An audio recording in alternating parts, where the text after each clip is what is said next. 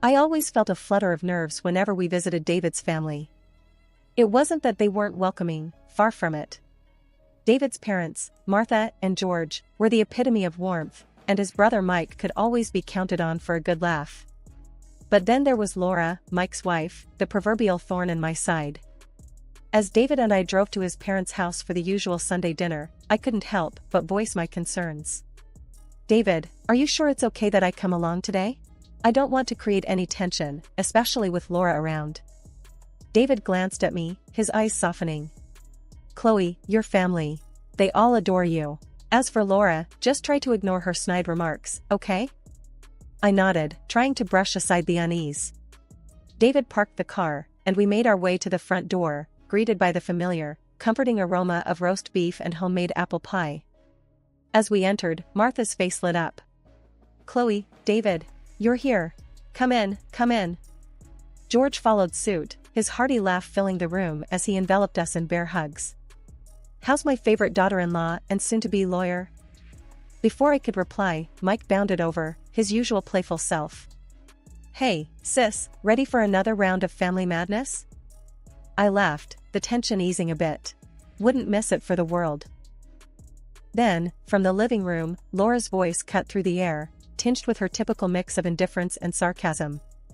"Oh, look, the happy couple finally graces us with their presence." I forced a smile, meeting her gaze. "Hi, Laura, good to see you too." Dinner was served, and the conversation flowed easily at first, everyone catching up on the week's events. Laura, however, seemed to be in a particularly prickly mood. "So, Chloe, still trying to play house with David? I mean, with your career and all, isn't that a bit too traditional for you?" she asked, a smirk playing on her lips. David squeezed my hand under the table, a silent gesture of support. I took a deep breath. "Well, Laura, we all make choices that suit us best. I believe in balancing career and family." Laura snorted. "Balancing, right. As if having kids doesn't totally derail your life." Mike, trying to diffuse the tension, chimed in with a chuckle. "Oh, come on, Laura, a little niece or nephew would be a joy, wouldn't it?" Laura rolled her eyes dramatically. "Joy? More like a lifetime of hassle." But hey, if Chloe wants to pop out a few kids and live the suburban dream, who am I to judge? I could feel the temperature in the room drop a few degrees. George, ever the peacemaker, attempted to steer the conversation elsewhere. "So, David, how's that new project going at work? You were telling me about it last week." David launched into a description of his latest venture, but I could barely focus. Laura's comments had struck a nerve, and I spent the rest of the meal in a daze. It was a cool autumn evening, and the family had gathered at Martha and George's for dinner. This time, the air was filled with an extra buzz of excitement. David and I had a special announcement to make, and I was both nervous and thrilled. As we sat around the dinner table laden with Martha's famous pot roast and mashed potatoes, I exchanged a glance with David. He gave me an encouraging nod. It was now or never. Everyone, we have some news," I began, my voice slightly trembling. All eyes turned to us. Martha leaned forward, her expression expectant. "What is it, dear?" David took my hand, beaming. "We're expecting a baby." There was a moment of stunned silence, then the room erupted in cheers and congratulations. Martha and George were beaming. "Oh, my goodness! That's wonderful news!" Martha exclaimed, getting up to hug us. George clapped David on the back. "Congratulations, son. I'm so proud of you both." Mike hooped, his grin wide. "I'm going to be an uncle. That's awesome." Amidst the joy and excitement, Laura sat back, a smirk playing on her lips. "A baby, huh? Well, that's going to be a handful. Good luck with that." Her tone was laced with condescension, but I tried not to let it bother me. I was too happy. Martha frowned at Laura's comment. "Laura, dear, it's a joyous occasion." Laura shrugged, nonchalantly picking at her food. "Sure, joyous. Until the sleepless nights and diaper changes kick in." Mike, sensing the tension, tried to lighten the mood. "Oh, Laura, don't be such a pessimist. It's going to be great, right, Chloe?" I smiled, determined to keep the atmosphere positive. Absolutely, Mike. We're really excited. The conversation eventually moved on, but Laura's words lingered in my mind. I couldn't help but feel a twinge of apprehension amidst my happiness. As the evening wound down, George raised his glass for a toast. To David and Chloe, and the new addition to our family. Glasses clinked, and everyone echoed, to David and Chloe. These words warmed my heart. Despite Laura's attitude, our joy couldn't be dampened. This was the beginning of a new chapter in our lives, and nothing was going to take that away from us. The excitement of our announcement soon gave way to the harsh realities of pregnancy. My mornings, afternoons, and evenings became a nauseating roller coaster. I could hardly keep anything down, and even the smell of my once favorite foods made my stomach churn. During one of these tough days, David and I were at his parents' for dinner again. I was trying to nibble on some toast, my only safe food these days. David was rubbing my back, trying to comfort me. Chloe, you sure you don't want to try some soup? Mom made it just how you like it, David suggested gently. I shook my head weakly. No, thanks, David. Just the smell is making me queasy. Martha looked at me with concern. Poor dear, this pregnancy seems to be really taking a toll on you. Laura, who had been watching with a disinterested look, chimed in with her usual lack of empathy. Well, what did you expect, Chloe? Pregnancy isn't a walk in the park. You wanted a baby, so now deal with it. I clenched my jaw, trying to maintain my composure. David's expression hardened. Laura, that's enough. Can't you see she's struggling? Laura rolled her eyes. Oh please, David. I'm just stating the facts. She should have thought about this before. George, trying to defuse the situation, interjected. Laura, let's keep the dinner pleasant, please.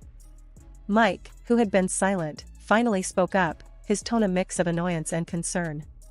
Laura, can't you just lay off for once? Chloe's doing her best. Laura scoffed, pushing her chair back. I'm just being realistic.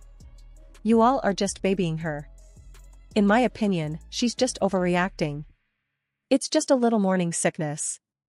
I felt a tear slip down my cheek, the stress and hormones getting the better of me. David stood up, his chair scraping back loudly. That's it. We're leaving. Chloe doesn't need this right now. As David helped me up, Martha came over, her eyes filled with apology. I'm so sorry, Chloe. Don't mind Laura, dear. We said our goodbyes quickly, and I couldn't help but feel a mix of relief and sadness as we left. The car ride home was quiet, the tension from dinner lingering in the air. As we drove home, I couldn't shake off Laura's words. They echoed in my mind, amplifying my fears and insecurities. But deep down, I knew I had to stay strong, for the sake of our baby. The day finally arrived when David and I welcomed our son, Ethan, into the world. It was a moment of pure joy, overshadowing all the hardships of the past months. We decided to introduce Ethan to the family at Martha and George's place, a neutral ground where everyone could share our happiness. As we entered the house, Ethan cradled in my arms, the family's reactions were everything I hoped for.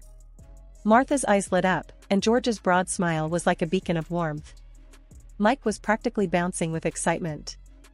Oh, my stars, he's just perfect. Martha cooed, gently touching Ethan's tiny hand. George leaned in, his voice gentle. Welcome to the world, little fella. Mike was next, his voice full of awe. Hey there, little guy, I'm your Uncle Mike. Ready to cause some trouble together? Their reactions filled my heart to the brim. But then, there was Laura. She hung back, a sour expression on her face. When she finally approached, her words were like a cold splash of water. Well, that's a baby, all right. Kinda looks a bit weird, though. All red and wrinkly. The room went silent. Martha's face turned into a frown, and George's eyes narrowed. David's arm instinctively tightened around me. Excuse me? Martha said, her tone icy. What did you just say about my grandson? Laura shrugged, her voice dripping with disdain. I'm just saying, he's not exactly cute, is he? Looks kind of scary to me. I felt a sting at her words, and David stepped in, his voice tight. That's enough, Laura. If you can't say anything nice, don't say anything at all. Mike looked at Laura, disbelief written all over his face. Laura, what's wrong with you? That's your nephew. Laura rolled her eyes. Oh, please. Everyone's thinking it, I'm just the only one saying it. Martha stepped closer to Laura, her eyes flashing. Your behavior is disgusting, Laura. If you can't be happy for Chloe and David, maybe you should leave. Laura scoffed, crossing her arms. Fine. If I'm not welcome, then I'll go. But don't expect me to fawn over a baby like everyone else. With that, she stormed out of the house, leaving a trail of shock and discomfort behind her. The joyous atmosphere had been tainted, and I couldn't help but feel a pang of sadness. A few months had passed since Ethan's introduction to the family, and things had been relatively calm. David and I were adjusting to parenthood, albeit with the usual sleepless nights and endless diaper changes. That sense of normalcy was shattered one afternoon when Laura unexpectedly showed up at our doorstep. I opened the door to find her standing there, an odd, frantic look in her eyes. Laura, what are you doing here? I asked, surprised. Chloe, I need a favor, a big one. She blurted out, her voice tinged with desperation. I was wary but curious. Okay, what is it? She took a deep breath, her eyes darting around. I need to borrow Ethan. Just for a little while. I stared at her, dumbfounded. Borrow Ethan? What on earth for? She began pacing, speaking rapidly. It's my grandmother, see? She's old, doesn't have much time left. She told me she's leaving most of her estate to the first grandchild who has a baby. I thought maybe I could pass Ethan off as mine. I couldn't believe what I was hearing. You want to pretend my son is yours? Are you insane? Laura stopped pacing, turning to face me. It's just for a day, Chloe. My grandmother's not all there anymore. She won't know the difference. Anger bubbled up inside me. You want to deceive your dying grandmother with my child? That's sick, Laura. She clenched her fists, her voice rising. You don't understand, Chloe. This could change my life. It's a lot of money we're talking about. I shook my head, disbelief and anger mingling. I don't care how much money it is. I'm not going to help you lie, especially not with my baby. Laura's face contorted with frustration. You're being selfish, Chloe. You have no idea what I'm going through. I stood my ground, my voice firm. And you have no idea what being a mother means. The answer is no, Laura. Now, I think you should leave. She glared at me, her body tense. You're going to regret this, Chloe. You just wait and see. With that, Laura stormed off, leaving me standing there, shocked and shaking. I closed the door slowly, my mind racing. The audacity of her request was beyond comprehension. I knew then that Laura was capable of going to extreme lengths for her own benefit, and that realization chilled me to the bone. I called David immediately, recounting the bizarre encounter. He was just as shocked and angry as I was. She's lost it, Chloe. Just stay away from her, okay? I don't want her anywhere near you or Ethan. I nodded, even though he couldn't see me. I will.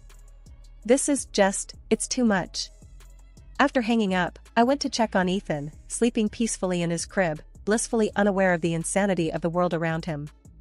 I promised myself then and there that I would protect him from any harm, no matter what.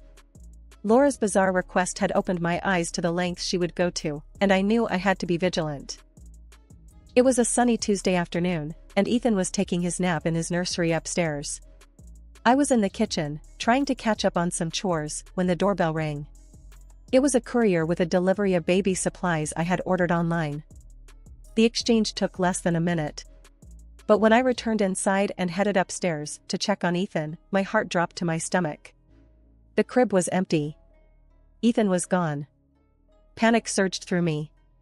Ethan! Ethan! I called out, my voice trembling as I frantically searched the room. There was no response, no sign of him anywhere. My mind raced with horrifying possibilities. I grabbed my phone, my hands shaking, and dialed David's number. David, Ethan's gone. He's not in his crib, he's not anywhere. I cried out as soon as he answered. What? What do you mean gone? Are you sure he's not somewhere in the house? David's voice was laced with panic. I've looked everywhere. He's not here, David. Someone took him. I was on the verge of hysteria. David's voice was firm, trying to stay calm for both of us. Okay, Chloe, call the police right now. I'm leaving the office, I'll be there as soon as I can. I hung up and dialed 911, my voice breaking as I explained the situation to the operator. Within minutes, police cars arrived, their sirens piercing the quiet neighborhood. As the officers began their investigation, David rushed in, his face pale with fear. Chloe, tell me everything. What happened? I recounted the events, from the courier's visit to the chilling discovery of Ethan's empty crib. As I spoke, a horrible thought struck me. Laura, she threatened me, after I refused to let her take Ethan. David's face hardened. I'll kill her if she's done anything to him. The police overheard and immediately took note. We need to know everything about this Laura. Address, description, everything, one of the officers said. As we provided Laura's details, Martha and George arrived, faces etched with worry. Martha embraced me, her own tears mingling with mine. Just then, Mike burst through the door, his eyes wild with worry.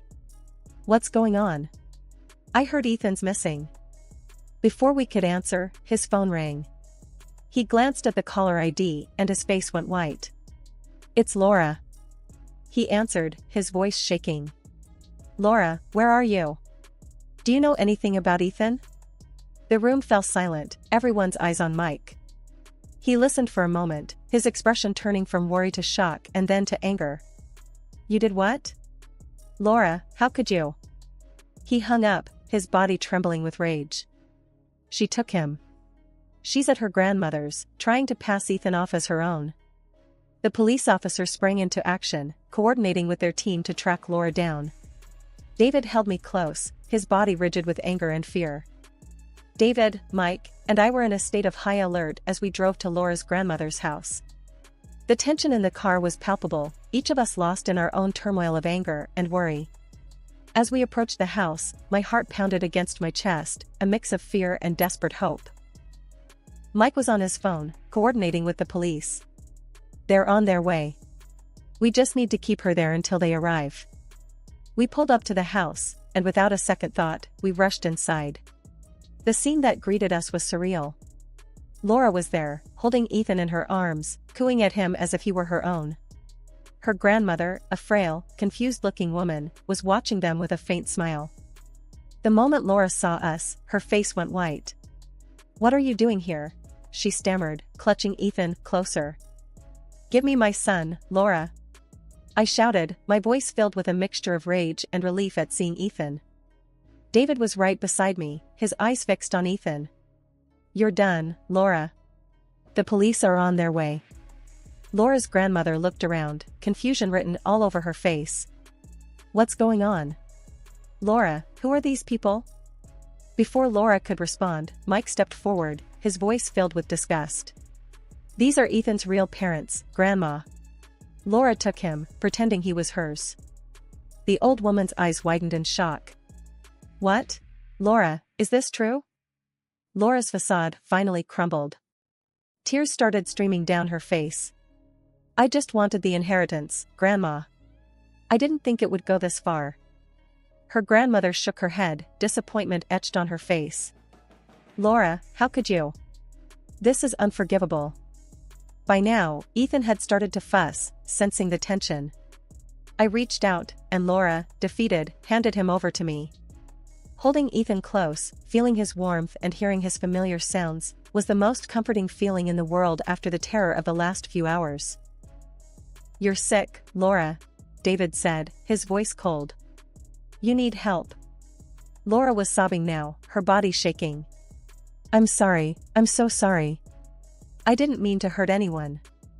Just then, the police arrived, their presence filling the room.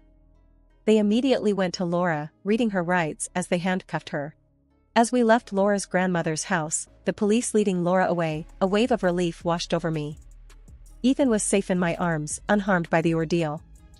In the weeks that followed, our lives were a whirlwind of police statements and court dates. The reality of what Laura had done was sinking in, not just for us, but for the entire family. David and I were sitting in the living room one evening after putting Ethan to bed, the silence between us filled with unspoken thoughts. David finally broke the silence. "Chloe, I can't believe she's actually going to jail for this." I nodded, still processing everything. "I know. It's just, I feel so betrayed, David. She was family." David reached for my hand, giving it a reassuring squeeze. "She crossed a line, Chloe. What she did was unforgivable. But we need to focus on moving forward, for Ethan's sake." The trial had been swift. Laura's actions were indefensible, and she was sentenced to several years in prison for kidnapping. Mike had filed for divorce, a decision that had shaken him deeply. A few days later, we were at Martha and George's house. The family had gathered, a sense of somber unity in the air. Martha was the first to speak as we all sat in the living room. "I just can't believe she would do something like this. To her own family," she said, her voice heavy with sadness. George nodded, his brow furrowed.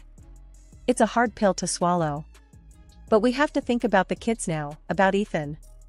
Mike sat quietly, his eyes distant. I feel like I didn't know her at all. How could I have been so blind?" David put a hand on his brother's shoulder. "You couldn't have known, Mike. None of us could." The conversation turned to how we could all support each other. It was clear that the family bond had been tested, but not broken. In the months that followed, life slowly returned to a new kind of normal. Ethan was growing fast, his smiles and laughter a constant reminder of the joy he brought into our lives. The ordeal with Laura had left its mark, but it had also made us stronger, more appreciative of the love and support we had for each other.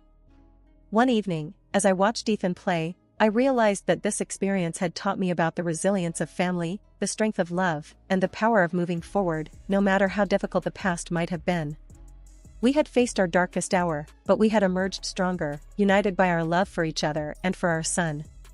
The future was uncertain, but I knew that as long as we were together, we could face anything.